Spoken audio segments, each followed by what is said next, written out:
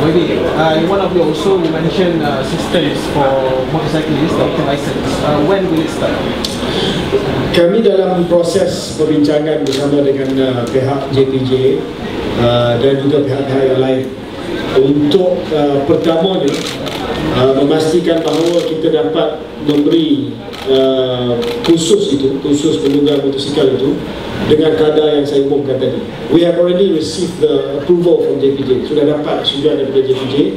Sekarang ini cuma nak memperhalusi butirannya secara terperinci bersama dengan the driving schools. Jadi dalam masa yang terdekat kita dapat melancarkan program bantuan lesen satu lesen BLIM RM191, harga pasaran lebih daripada RM300 sekarang ini.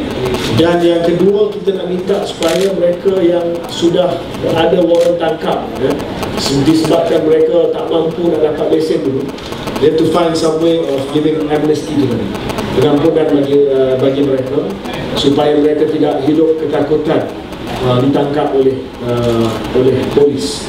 Dan kita akan bekerjasama dengan JPJ, PDRM dan juga saya akan bangkitkan perkara ini kepada Sri Nazri dari segi sudut undang-undang supaya kita dapat bantu. Kita anggarkan 20,000 yang tidak ada lesen, yang antara mereka sebahagian besar sudah pun kena perintah mahkamah, waran tangkap dan sebagainya.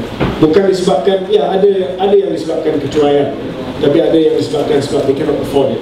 Dan saya minta Perdana Menteri memperuntukkan sedikit jumlah wang daripada kerajaan supaya mereka yang datang dari keluarga yang paling berpendapatan rendah, miskin sekali, dapat diberikan secara percuma.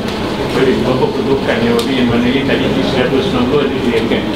Berapa peruntukan kerajaan disediakan untuk itu saya kena minta dan kita berunding dengan kerajaan.